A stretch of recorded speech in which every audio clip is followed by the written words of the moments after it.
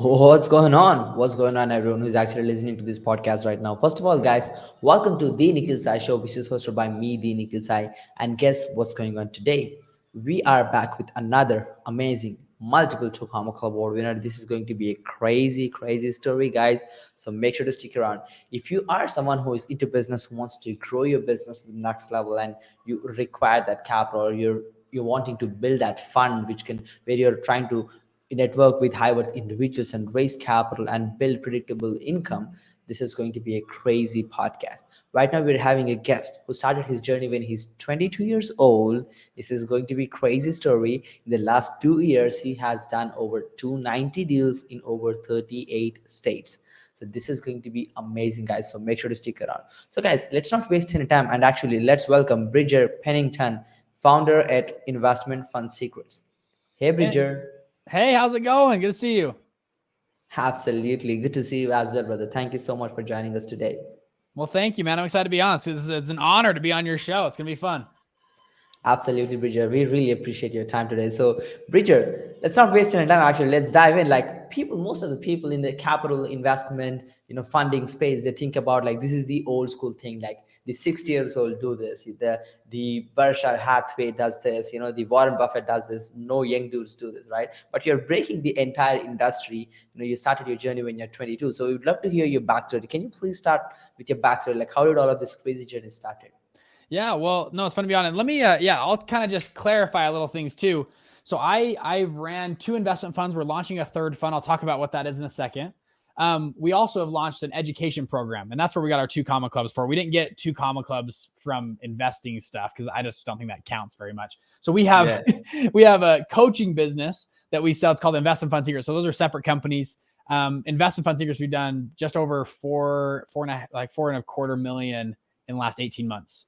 Hit our first two comma club in about 5 months since launching. So it's been fun. It's been fun to be a part of. So we can talk about both sides, the investment fund world, and then also just running a coaching online kind of business as well. So, anyways, back to your question, how did I get started? And do you want to hear more about the investment fund secret side or more about the fund side? Both. The more, the better. Okay, let's do it. So I started out, I'm from Salt Lake City, Utah. And I got into college, super ambitious, probably like a lot of people listening.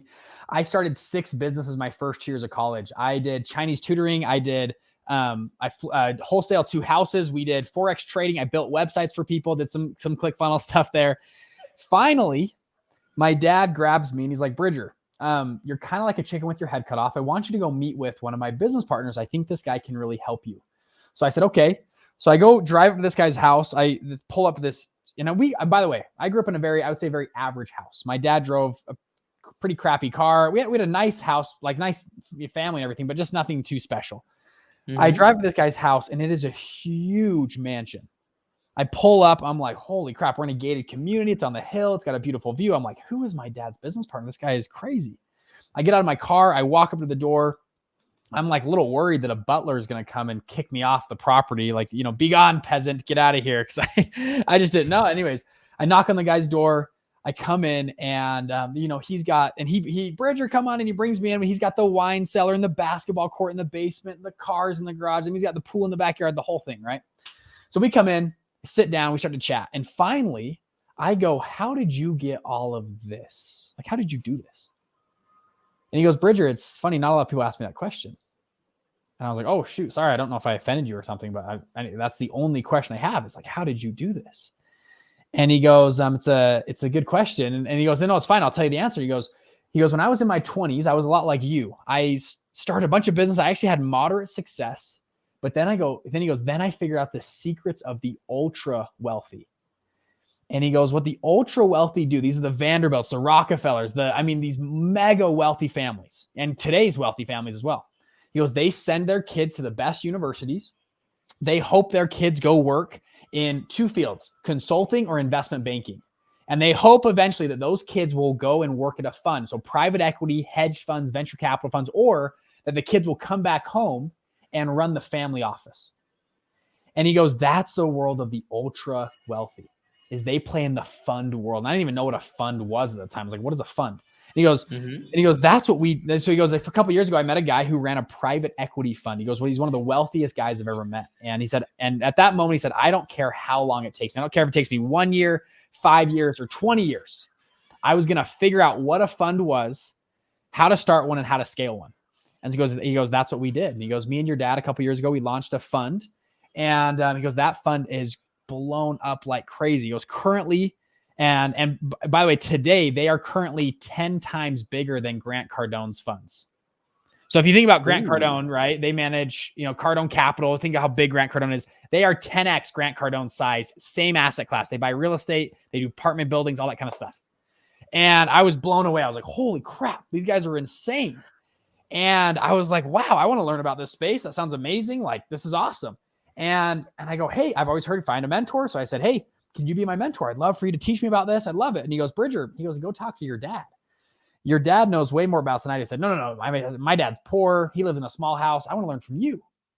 And he goes, Bridger, me and your dad make about the same amount of money. And I was like, huh? And he goes, yeah, we're pretty much equal business partners in this. And my chin about dropped to the floor. I was like, come again?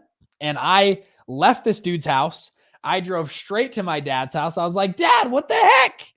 Like, what's going on? Like, you're making all this money. Like, why haven't I been able to order a soda at Chipotle for the past 10 years? Because it's too expensive. And yet you're making all this money. And so anyways, he kind of laughs. He goes, Bridger, he goes, yeah, we're doing okay. And anyways, long story short, I'm going too long. He sat down and started teaching me about funds, how funds worked, what a fund was, how to put them together, how to structure them. And for people listening to you guys might not know what a fund is. In the most basic sense, when I say fund, all I mean, a fund is a pool of money.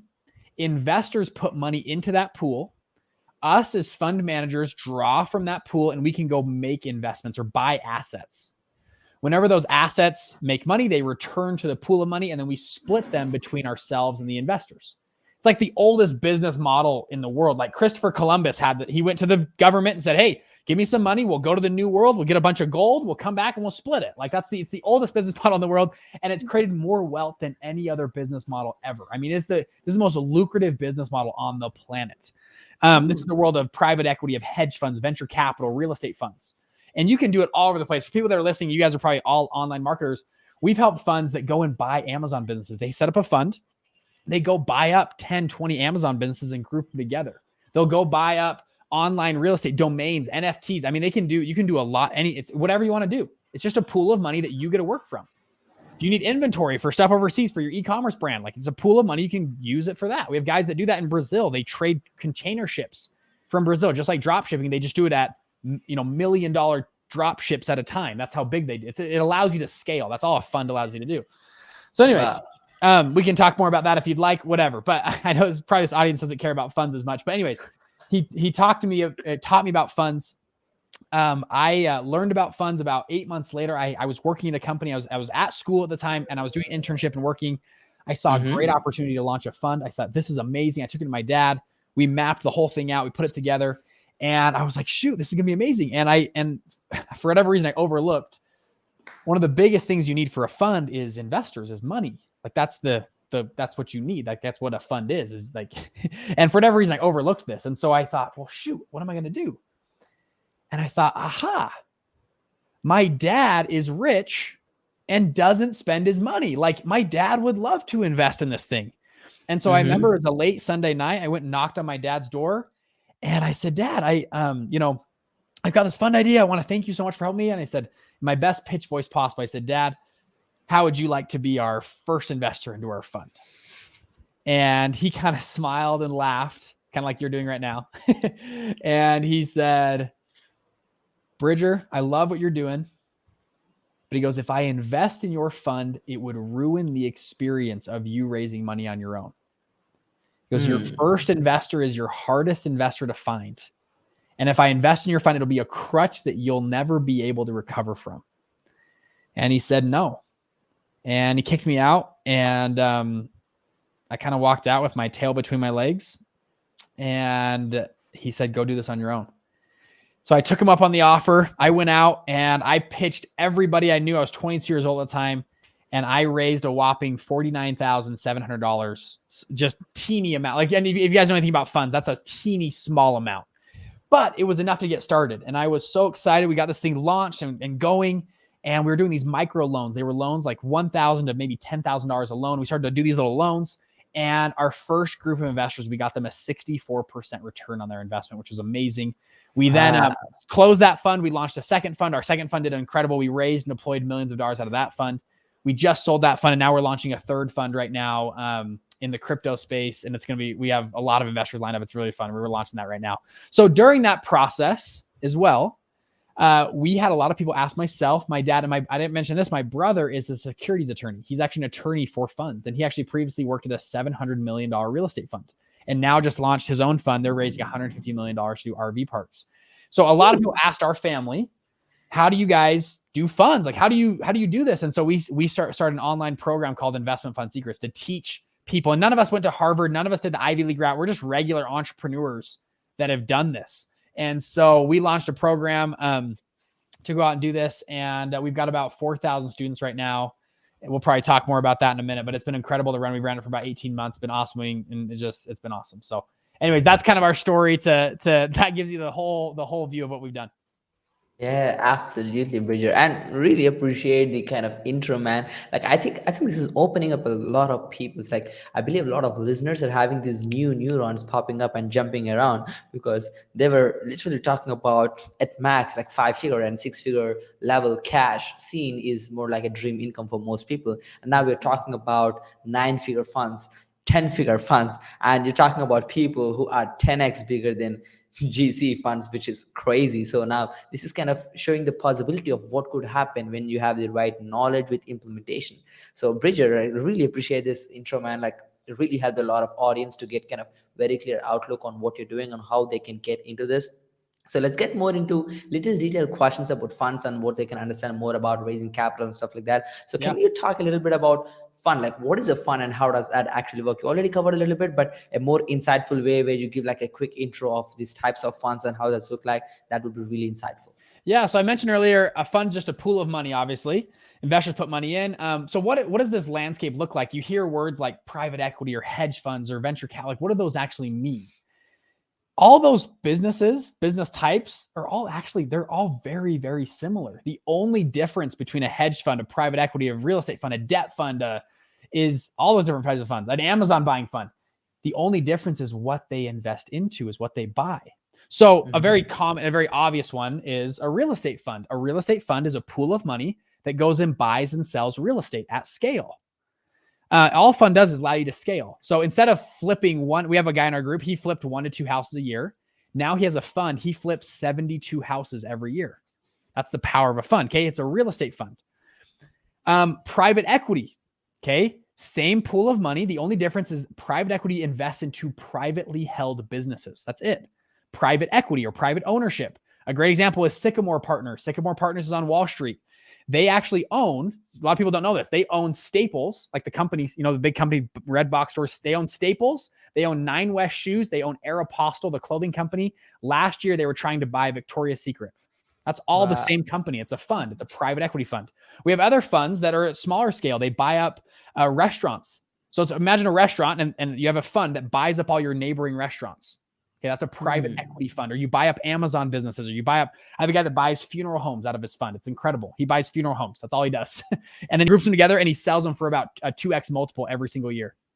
So every year he spends about $8 million and he buys up about, let's call them 8 funeral homes, $1 million a piece. He can sell them for $16 million a year later. He does it every year because he consolidates. So he makes $8 million a year doing that.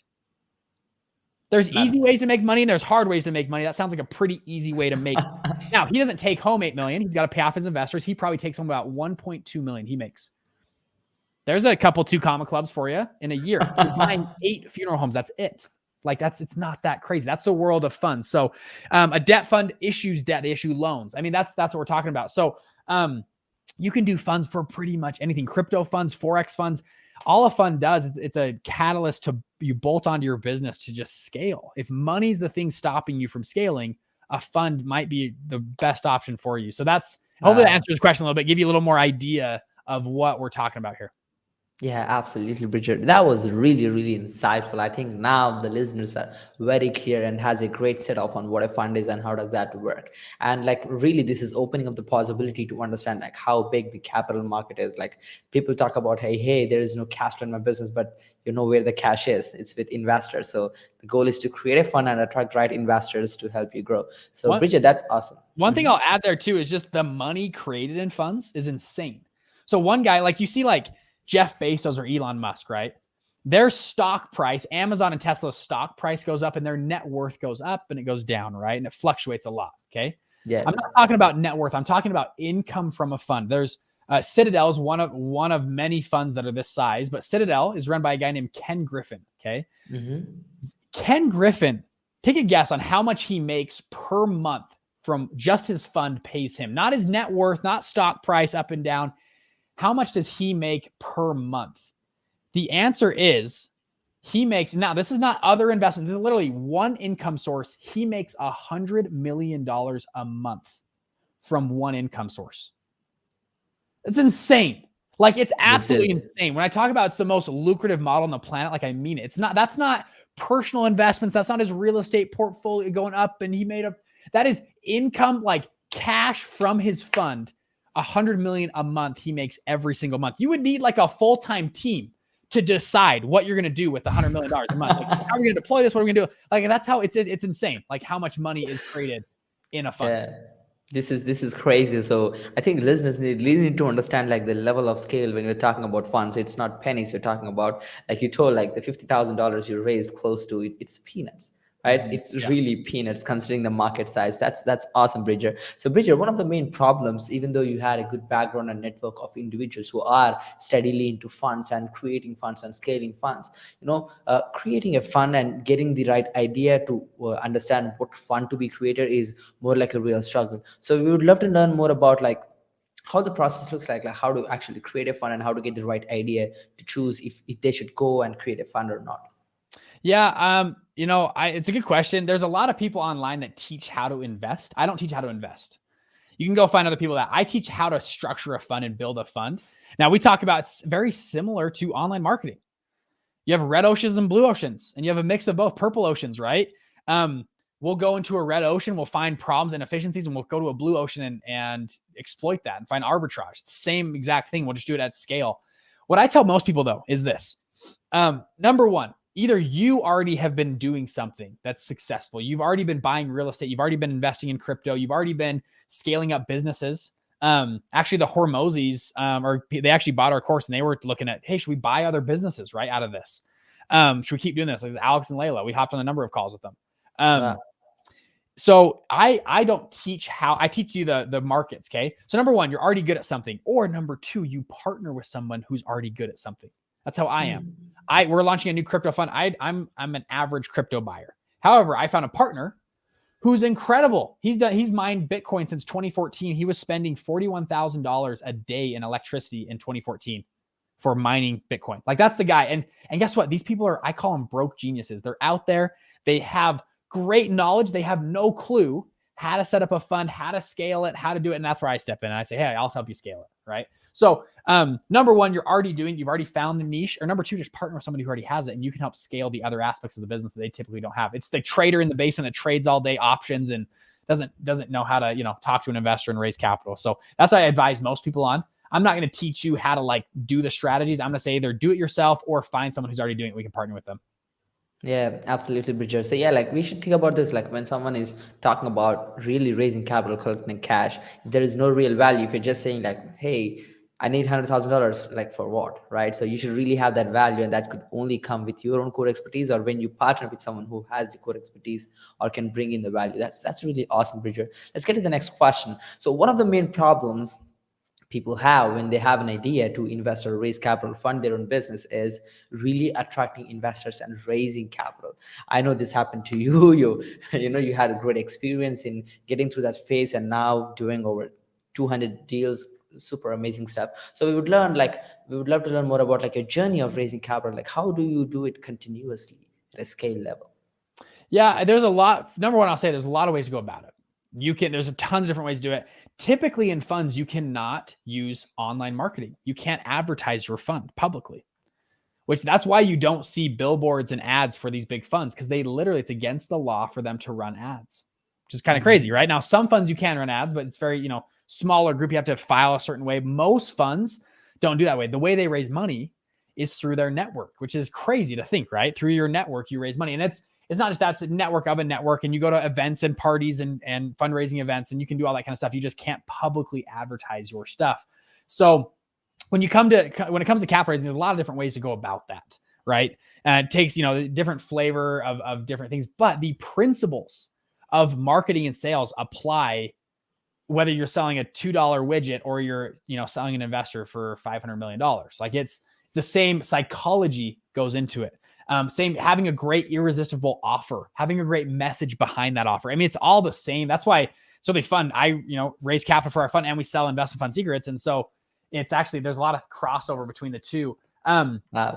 So the example I'll give, though, just back on the question of, raising capital, I asked my dad this question. I said, Dad, like, how, no one's going to believe in me. I'm 22. No one will believe me. He goes, Bridger, I'm going to give you an example.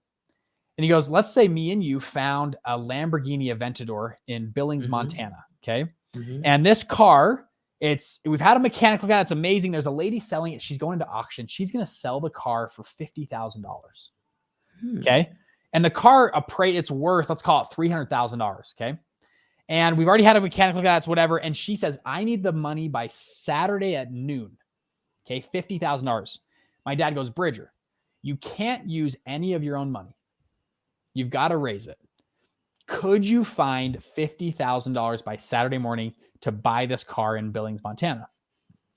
And I kind of thought about it, and I thought, it's all checked. He goes, it's already checked out. Mechanics, it's a legit car. She has the title. It's all, she's going to own it. And we have a verified buyer that's ready to buy this car for $300,000 if we can get it to him. Bridger, could you find $50,000 by Saturday morning? And I kind of thought about it, and, like, you can ask yourself that same question, like, could I actually find 50 grand? And I kind of thought about it, and I thought, you know what? Like, former bosses, a college professor, friends from high school. And I was like, yeah. I was like, you know what? Like, we're going to make 250 grand this weekend.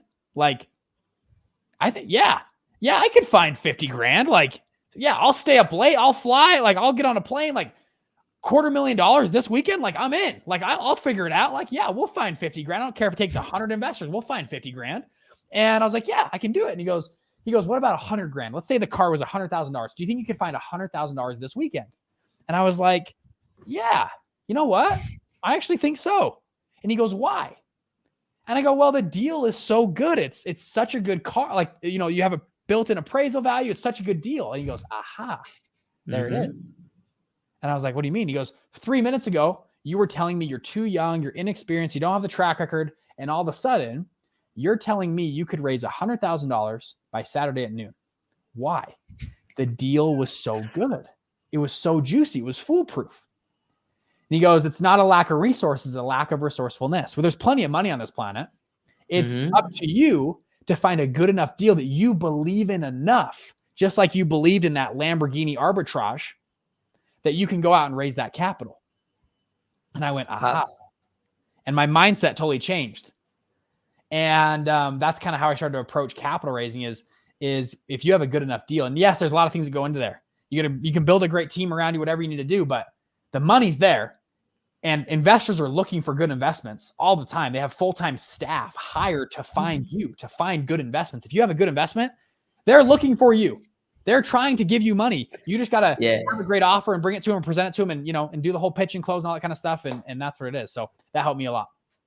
Yeah, absolutely, Bridget. Thank you so much once again for sharing the amazing story. I think that's going to light up so many new ideas in a lot of people's mind when they're listening to this podcast. Let's get to the next question, brother. So one of the main problems people who actually try to raise fund or have a fund actually faces is typically about capital utilization, because most people, they cry over that they don't have the real funds to scale their business. Just in case if they have like a real funding coming in, dumping cash into the bank, then they start overspending on different stuff. So as you are actually experienced when it comes to fund management and creation, we would learn to take your 2 cents on like how does it look like when it comes to the capital utilization while you're scaling up.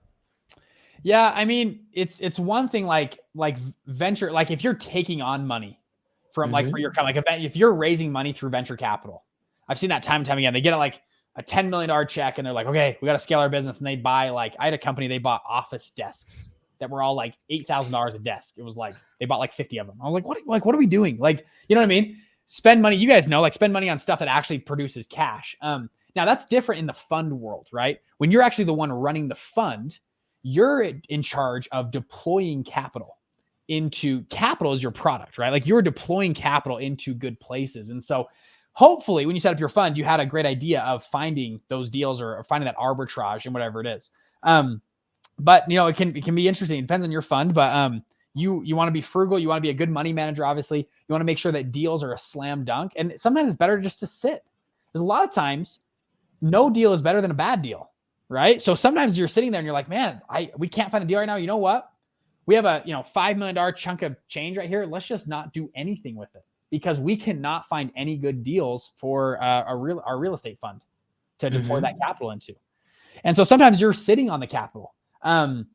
Now, then, and inside of a fund, you have a big separation between investors' capital and your own capital, right? You can't just go use that money for whatever you want. It's for the purpose of investing into certain projects that you've outlined. So there's a lot of definitions behind there. So you're just making sure that you're prudent in investing, deploying the capital into high income producing yielding places as well. So that's the core of that's the product of your fund is how to do that.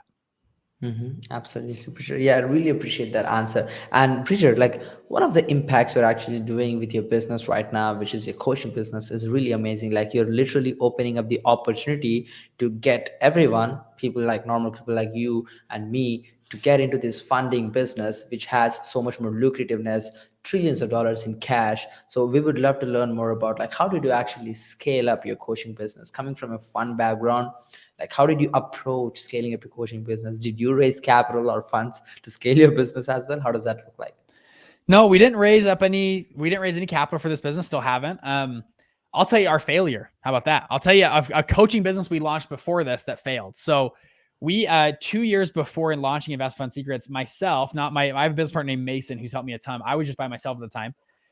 We had an idea. I read Expert Secrets. I was like, I want to do a coaching business. And I didn't know anything. I was like 22 or 21 at the time. And so what do we do? So I went and partnered with two experts. These guys had flipped houses. They had flipped 300 houses between the two of them. And we was like, dang, like this is going to work. Right. And so we filmed a course on how to flip houses. We had a camera crew follow these guys around. They flipped a house like on film. And one of them had been on a TV show before. It was awesome, right? Like no way this thing fails. And they had me come in as like the newbie and they would teach me how to do it. And so I was the guy running the ads and the funnel and the webinar. And so we built this whole course. It took us like 7 months. We filmed it, we edited, we built it, we got everything ready. So okay, it's ready to launch, right? And so what we did is we did the Russell Brunson thing, right? We did the ads and we ran the Thursday webinar and we did the webinar and then we closed it Sunday and like no one bought. And we did it again. We launched it again and we like, okay, let's try it again. We spent the ad money and like got everybody on and we're selling I think we sold it for like $1,000 this course and like no one bought. And we ran this thing week after week after week. And we did different promo cycles. We spent my first go. We spent about $12,000 and we made back like, I can't remember the number. It was like 8,000 or 9,000, something like that. We had like 9 people buy, hundreds and hundreds of leads, like just a lot of no's. And it was pretty depressing. And like, a coaching business, like you should be having like a 4X, 5X, 6X returns on ad spend. Like we were negative $5,000. And so I was like, shoot, and this isn't gonna work. Anyways, we folded that business. We ended up not doing it. And we kind of stepped back after. And actually I joined a program, Steve Larson, I joined his program. It's 15 grand at the time, put on a credit card. I was like, shoot, like, I don't know if this is going to work. Like, you know what I mean? And in there, he taught about red ocean, blue ocean strategy. And I looked at our business. I was like, it was called Live Flip. I was like, there's a ton of people that teach very similar things. Now I believed ours was better. We had a better product. I thought it was really good. Didn't matter. I'm like, you got Dean Graziosi, you got Bigger Pockets, you got like Chris Crone, all these real estate people. Like, we're not going to just step into that market. And like, it's like we online marketing, we don't think of that. Like if there was 4 coffee shops at a corner, you had Starbucks, Dunkin' Donuts, a local shop and another shop, you probably wouldn't go put a 5th coffee shop on the same corner. except for a lot of us do that for our online businesses. There's, 1,000 Instagram girl fitness girls, and I'm going to be the 1,000th and I'm going to make it. I have like 5 friends right now that are trying to be fitness models on Instagram. And it's just like, it is so saturated. Like you need a blue ocean. And so anyways, sorry, I'm on a tangent here. But investment fund secrets. Okay. So I ran my fund for a couple of years, and my business partner, Mason, comes to me, he's like, Bridger, we should do a course on funds. I was like, that's a great idea. And we said, instead of building the course for the next 6 months and, getting ready and launching the podcast, like, let's just start today. So we literally made, we logged in ClickFunnels. We made we made a landing page. We made a split test because we didn't know what people liked. We made about 8 ads on my iPhone. We made a checkout page. That was it. We made no backend. We didn't build the course at all. We launched our ads. We spent $1,000. We had $1,000 budget. I think for the first weekend, we spent $1,000 on ads, and we just wanted to see if people bought. And if they bought, we sent them an email. We said, hey, the course is not finished. We'll send you a refund right away. Don't worry about it. But if you want to stick around, it'll be done in about 3 or 4 weeks. And the first weekend, we turned our $1,000 into about $1,800. And we were like, shoot, like people like this. We're like, dang, like this is kind of working. And we emailed everybody, and only 2 people refunded. We sold a course it was $47, like a little mini course. And we were like, shoot, like people actually like this idea. And we started to tweak. We started to A/B test. I spent the next 3 weeks building out a little course. And we asked people, hey, what do you want? What did you want to learn in this course? What can we include? Our customers told us what they wanted us to build them. And so we built them a perfect course that they wanted for $47. The next month, we spent $80,000 on ads, and we made back $79,500. So we lost $500 the next month, which was amazing. It was a break-even funnel. It was amazing. Okay. We had this little $47 course that we're running. We had, a couple thousand leads now. We had a few hundred, I think like 800 buyers. I can't remember the exact number. And we were like, dang, this is awesome. We kept asking them, what do you guys want? We had no list. We had no following to launch from. And then a month later, we said, okay, we're going to start teasing a mastermind. So we started to tease this higher ticket coach, not like it was a course that we were going to sell for $2,000. So we teased this whole thing up. We followed Jeff Walker's launch. If you read that book, I love that book. We did a webinar on a Thursday just to our list, just to our people that had opted in. We did a webinar on Thursday. We closed it Sunday. We did $147,000 on that weekend. All of that, really. Like it was 100. Like, I mean, there's no ad spend. It was all from that self-liquidating offer that we did 2 months earlier. And we were like, shoot, this is amazing. And that one, we actually had built some of it. We didn't like launch it without a course. We built some of the course and we kept asking, we kept building content. From that date, we hit the 2 Comma Club in 5 months. We followed Russell Brunson to a T. We did every week. We did a live Thursday webinar. We closed it Sunday and we relaunched it. And we did that for 38 weeks in a row. We had done like 1.6 million, and then we finally automated it. And because we were launching, we decided to launch a higher ticket, a $15,000 program. So anyways, it was awesome. That was in February of 2020. August, we hit 2 Comma Club. By the end of the year, we hit $2 million. And then now we're over 4.3 million total, 4.5 million, something like that. Anyways, whatever. It's been fun though. It's been really fun to grow and scale. But we started literally no list, no following, just 6 ads, split tested funnel. And that's how we test out our content. Yeah, absolutely, Bridger. Yeah, thank you so much for the golden nuggets you're actually dropping. I think everyone who's procrastinating on creating their course or launching it to see if that's going to work or not, you should literally model what Bridger did, right? Like literally go model that. Go build the freaking course. That's how we failed. Like, go test a great tool, TubeBuddy. We love TubeBuddy. I go on YouTube and it's like Chrome plugin. It tells you how often keywords are searched on YouTube. YouTube's the second largest search engine in the world. So we went and started to test out our content. What's competitive? Who's our competitors? Think about red ocean versus blue ocean. We found online there was a lot of people searching how to start a fund, and there was very little content to back that up to help that. And so we said, hey, there's a hole here online. On the online real estate, there was a hole for people that wanted this.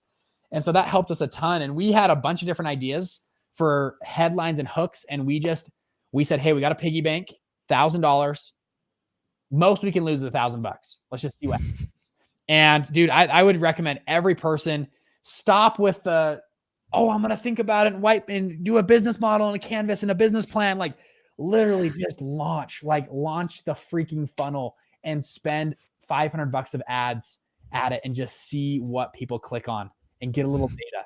And we had no podcast, I mean, we had like nothing. We literally, that's how we started. And we made a bunch of little tweaks and iterations that whole weekend. We kept tweaking and iterating. We thought we were going to do it. We actually thought our best course would be how to start a real estate fund. People didn't like that. We then launched one on how to start a Forex. There's a lot of Forex traders. How to start a Forex fund. Nobody liked that one. How to start. We did another one. No one liked that one. And we finally found like our headline and niche that worked after a couple of weeks, and we just played with the house money, and it was awesome. So yeah. Absolutely, Bridget. That was beautiful. Thank you so much for actually giving away the entire information on how you actually launched this. So I think now everyone who's listening to this podcast has a clear idea on how they can launch without procrastinating. And Bridget, let's get to the next question. So when you're talking about like raising and managing millions of dollars as a fund, as a young person in the business, young entrepreneur, at the same time building up your coaching business and partnering up with Moses and all of this stuff, we would love to know more about like what kind of tools do you use to manage your projects, clients, for productivity? How does that look like? So like actual tools we use, or just how we do it in general? Yeah, both ways. Like you can actually list down the strategies you actually follow to manage your productivity, at the same times the tools which comes in place to actually make it much more effective. Yeah. I have really good partners and good people. I know people talk about that a lot. At the beginning, no, it was just me and like Mason. We just ran things, and now we're in the people business, right? Of hiring really good people. I love bringing on people that are young and hungry and want to make a difference and are like go-getters and can just manage their whole thing. And so we bring on really good people. Softwares we use Monday.com right now for a lot of our tasks and project management flows. We've tried Trello boards. We've tried a bunch of other stuff. I mean, it's, yeah, anyways, interesting. I don't know. We do a couple things that help our team. We're all remote right now. We do a 9 a.m. daily huddle every single day for our teams. We all get on the same page. It's about 15 minutes. We just all collaborate really quick. We're getting office this week, and so we'll be moving. Hopefully that'll change things up for us. As far as tools and stuff, I mean, we use like everything, right? Like I'll just tell you the tools we use though. Active Campaign for our email stuff. We've used Webinar Jam for a long time for our webinars. Our webinars haven't worked as well recently. We've now tweaked to a call funnel. So we send people so we've hired some salespeople. They hop on a call and they have a setter and a closer and all that kind of stuff. And that's been an interesting game. So we use like HubSpot. We use Hyros to track. That's Alex Becker's tracking software. We've liked Hyros. A little bit expensive, but we've actually really, if you're spending, a decent amount of ad spend, like we spend, I don't know, near 75 to 100 grand a month on ad spend. So it helps our ads a lot. Those are some tools. I'm trying to think of other tools. HubSpot, Active Campaign. We use Slack. Anyways, those are some like actual tools. Now, as far as like people, talk more about processes. I personally love hiring people that I think could run the business one day. And so when they join our company, I say, hey, like you are literally going to be the president and CEO over this section of the business. Like you're in charge. You make the calls. Yeah, check things with me, make sure it's done right. But I want to give you creative freedom and owner. You have complete ownership over this thing. If you want to make a decision, you own that decision, right? Like if you want to spend money on X, Y, and Z, okay, but it's your neck on the line if it works or not. Like you got to own it, right? And I want you to be really like grow this thing. And so we try to hire people like that, and that's helped our company like crazy. We brought on really good people, and we have a really good team, and so we're trying to keep growing our team, and that's even down to like even a setter. Like we have brand new setters, like sales guys, and I'm like, dude, we're a small company. If you don't like your script that you have to sell, like let's rewrite a new script. Like think of a new script. Give us some feedback. Like we need to grow, and this thing needs to take off faster. And so that's what we've done, as far as managing people. I try to work, if you read the E-Myth, try to work on the business as much as possible, not in the business. I'm always trying to get out of the business. I don't want to work on the day-to-day. I want to work on the business and help grow the whole thing. And so, anyways, it's, that's part of business growth. We'll probably talk about that for 2 hours. I'm sure you have a lot of ideas on that too, but those are some tools we've helped. I have good partners, good people around me hopefully that helps. Yeah, absolutely, Bridget. Really appreciate what you have mentioned and all the tool list and the kind of way you actually hire people. And I think it's really kind of building that accountability in your team's head as well. And that really builds that partnership. Even though they don't really stake, they really have the skin in the game while they're giving that freedom of choice. That's awesome. So, Bridget, I would love to learn more about like, do you follow any routines in your business? Like, how does that look like? Yeah. Personally or in the business or everything? Yeah, your daily routines, like the way you wake up, the way you get to the work, and all of that stuff. Gotcha. Yeah. So I just had a baby. We had a baby about 6 weeks ago. So that's totally thrown off the routine. Congratulations.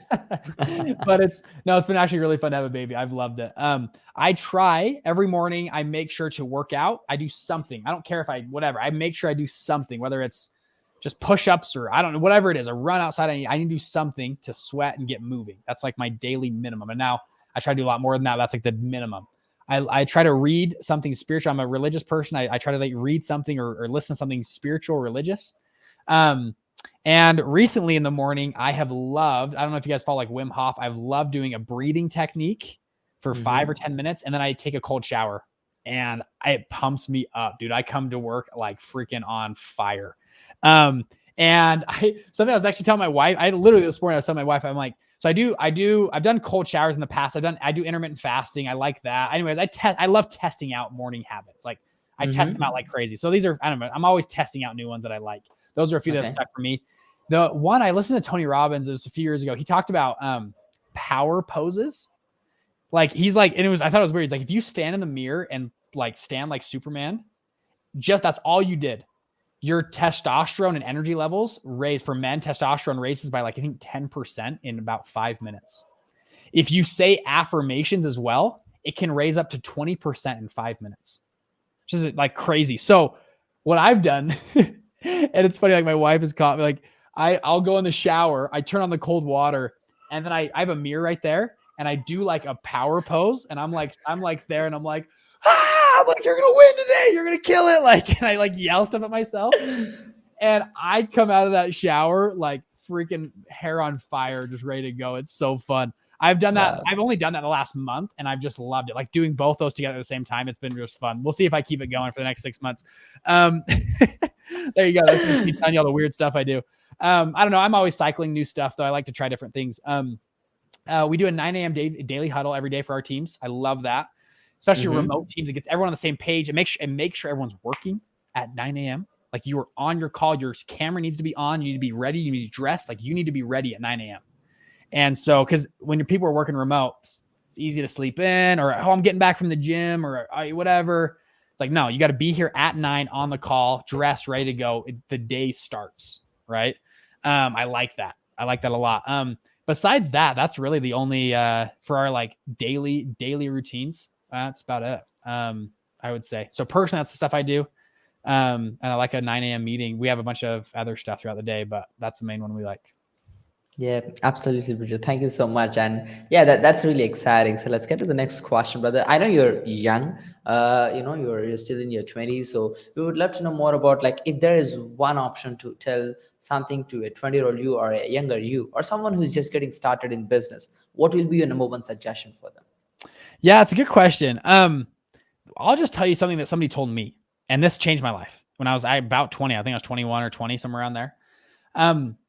Because most people go to college and school or whatever, and they're gonna, do that thing for a little bit, and then maybe one day they'll start their business. And this is kind of a few things that kind of hit me all at the same time, right as I was starting college, that really helped me. I had a mentor guy. He's a really successful multimillionaire. Runs a course, does really well.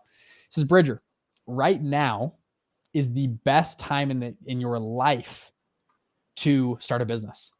You don't have a mortgage. You don't have a kids and a family. You don't have a big, thing to like, you literally live on like $200 a month. There's never been a better time to start a business than right now. You have nothing to lose. And you've got all the resources of a college and people around you. Like you have everything at your disposal to do this. And I think I actually heard a podcast from Russell Brunson talking about, he's like, risk for me now is way higher. If I risk and lose, 400 people, family, they don't have food now. They don't have money coming in. Like I have all these employees. It's a lot more. When I was 21 and I risked it all and I lose $5,000, that's all I have.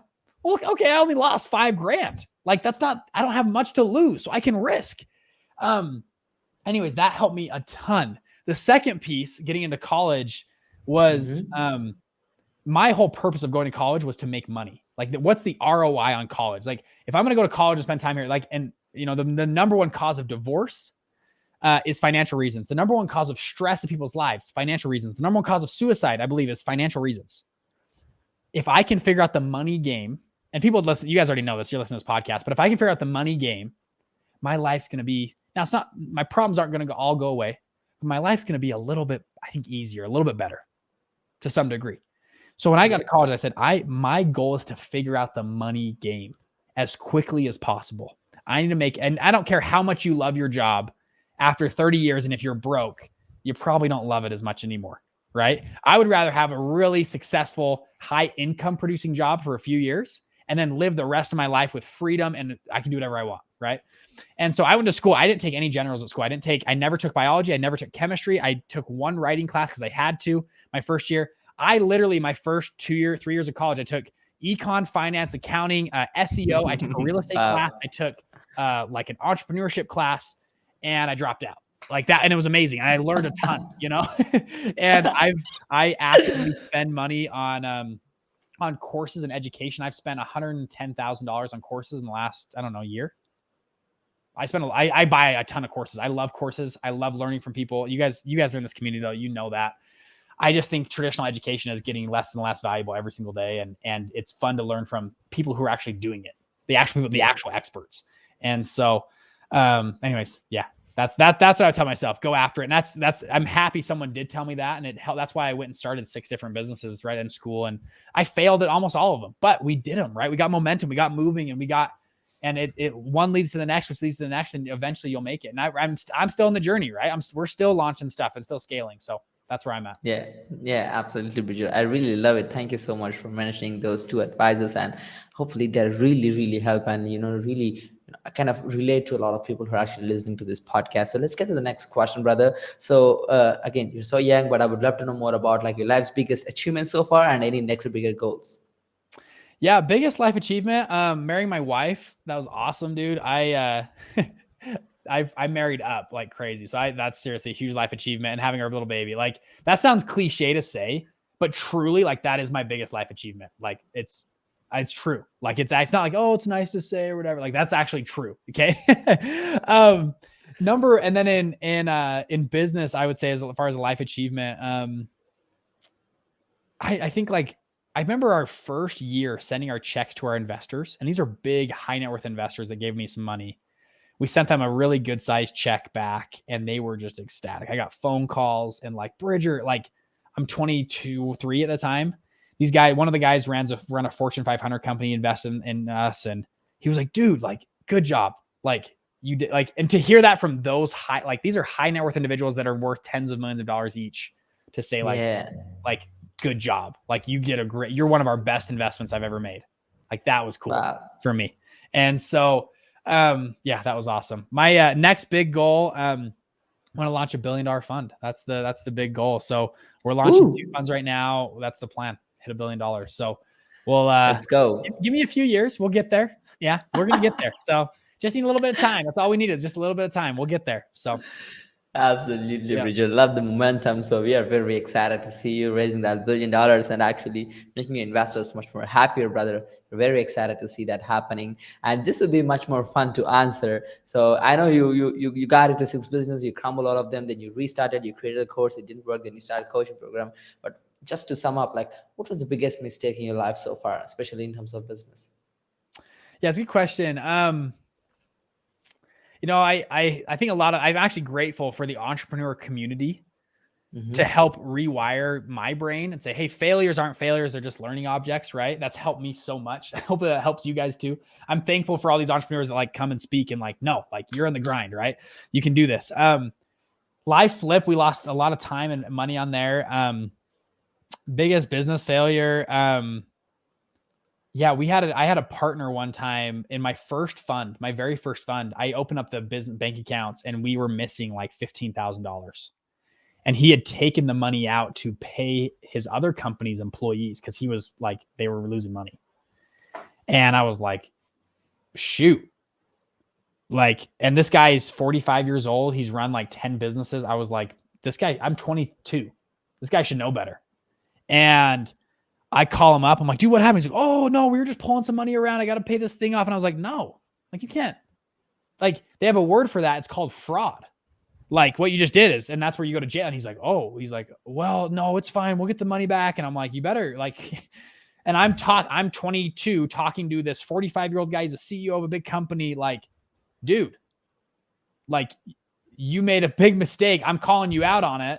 And I will personally sue you for this. Now it's 15 grand. It's not a lot of money, but it's a significant amount to our small little startup fund. And this isn't right. And so that was hard, man. And trusting those guys. And anyways, we ended up working out. We actually got the money back. It took about 6 months and they had to slowly pay us back this whole thing. And it actually worked all out, which is great. But man, at the time, dude, it was really stressful. I felt like I made a huge mistake and it's like, man, we suck. So, I've wasted a lot of time on things and other things, but all those are all good learning things and like they said, turn it into, like it's part of the story, it's part of the journey, but it kind of sucks at the time. So those are a few things there. Yeah. Absolutely, Bridget. Thank you so much for mentioning that. But let's get to the next question. Your main inspiration for the success you've achieved and key people involved in your journey. Yeah, main inspiration for success. I would say there's two. You have a carrot and a whip. You have a carrot of like, man, we're going to have like a private jet. I'm going to have like a Lambo. I'm going to have like the house. And not even, that's all like that's just like things. I'm going to have lots of time to spend with my family, my kids. I'm going to do what I want. I'm going to have a life of freedom and I'm going to live life on my terms. Right? You have this carrot of like, that's amazing. And I was grateful enough. Me and my wife we grew up on the same street together, me and my wife actually. I mean, so we grew up in the same neighborhood and all that stuff. And we lived in an area that was just below the really wealthy area of the city. Like we lived in a very normal, I would say a normal area, but the area right above us was these huge houses, mansions, all these successful people. So we were friends with all those kids. We all went to the same school. So we could see all these families that had tons of money, success. And so it was like, wow, like that's obtainable. It's there. And I have friends, these kids are idiots. Like I can beat them and their parent, like I can do this, right? That was awesome in my brain. I was like, okay, I can do this. And I had a great dad. I talked about my dad earlier. My dad's an incredible mentor. And to give me that, both those kind of categories, to give me that vision of like, you can do this. Like if you think about the history of the world, think about the 1200s, the 600s, the 1200 or 500 BC. Okay. It's pretty like you had to be born in the right area at the right time. That wasn't at war. You had food and you were born in the right situation to be able to have like a beautiful house on the hill with some land, right? Like that's like a lot of things had to line up. Gifted. Today, if you just work hard and apply yourself a little bit and follow some smart people, like you can do that. You can have the castle on the hill with the land and the house. Like there's never been a better time in the history of the planet Earth to be born, to be an entrepreneur. And like that is just, it's just like, I personally could not live a life 80 years or 90 years on this planet and look back and think, well, man, when I was 30, I was just a little scared and I didn't get in. And then 38, I wanted to write a book and then I didn't do it. And then I was 45 and then I wanted to stick with my job. And then you end up at the end of your life and you're like, I had everything at my disposal. I had the internet. I had this emerging future of NFTs, crypto, blockchain, all this great stuff. And I just said, nah, I'm not going to take advantage of it. I would be so depressed at the end of my life.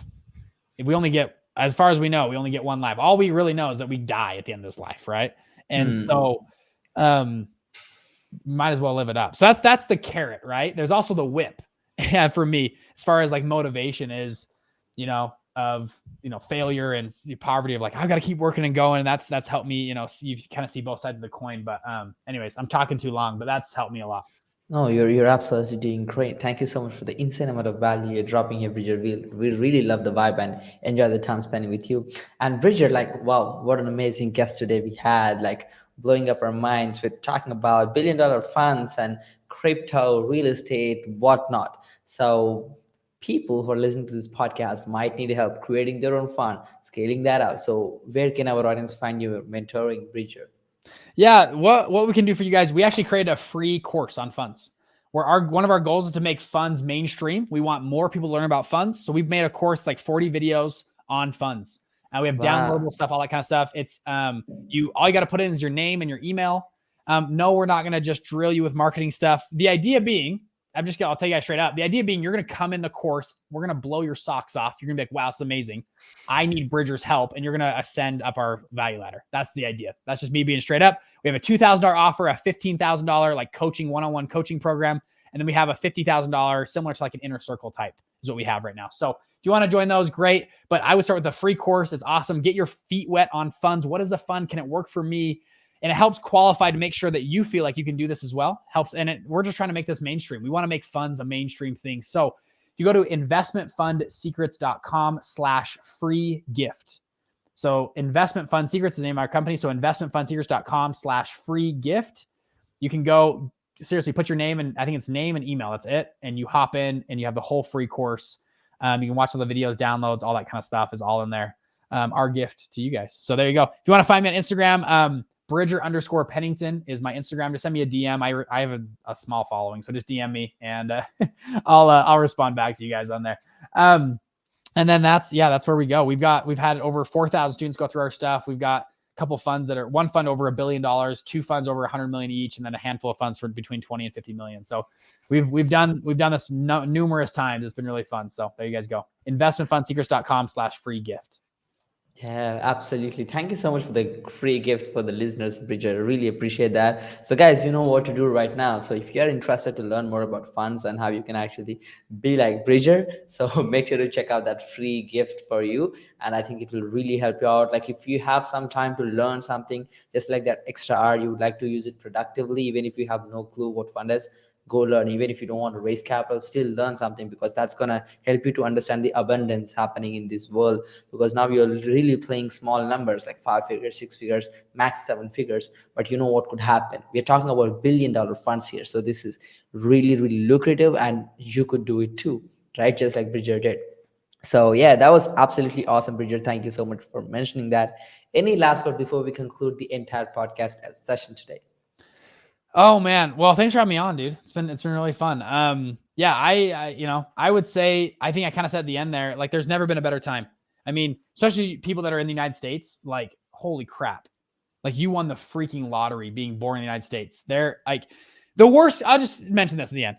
Your worst case scenario, you go at it, you do all the things and you fail in the United States. Guess what you fail into?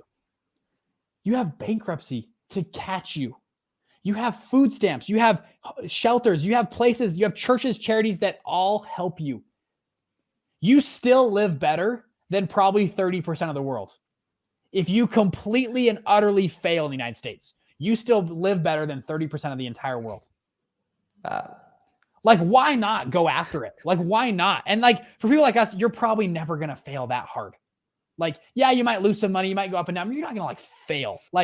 Like you, it's like to be homeless on the street, broke, like all that kind of stuff. Like, there are so many safety nets to catch you. There is no reason, like, especially in this day and age, like there's no reason not to go after it right now. There's no reason not to take advantage of this amazing marketplace of the internet, of everything we have right now. And you have great people like Russell, like we have Russell Brunson, who puts out incredible stuff, and people online like Nikhil that brings on people on a podcast. You can listen to other people and connect with others very easily. It's like, there's no excuse. So yeah, it might take you 5 years, might take you 10 years, might take you 20 years. Who cares? If it takes you 20 years to be a gajillionaire, great. Fine. That's awesome. Like, yeah, that's amazing. Congrats. We get so tied up in our head, like, I need to be rich in 30 days. Like, have a little bit of time. It's okay. Like, take the time. Like, it's all right. So anyways, that's all I'll leave you with. Go after it. Hopefully hopefully that works. It is absolutely, Bridger. You are definitely on point. I think this is the best time in the economy, so you should be risking it all. I mean, like, it's not in a sense of mindless risking, but it's more about mindful risking, understanding what could happen the worst and what could happen in the best way. So hope for the best, prepare for the worst, and you should have good days if you actually stick to the game plan, guys. So yeah, guys, again, Bridger, thank you so much for this amazing opportunity. It was really like having a fireball on this podcast today. What an energy, what a story, really inspiring. And I believe this really inspired a lot of entrepreneurs and upcoming fund creators who are actually listening to this podcast today. And guys, if you need more help, make sure to check out the free gift Bridger just mentioned. I'm going to drop the link in the actual podcast description as well, so make sure to stick that up. And yeah, I think we are good for today, guys, so stay tuned for the next interview. I'm going to be coming back with another amazing True Karma Club winner. This is me, the Nikhil Sai, and Bridger Pennington signing off for today. Peace out. Bye, Bridger.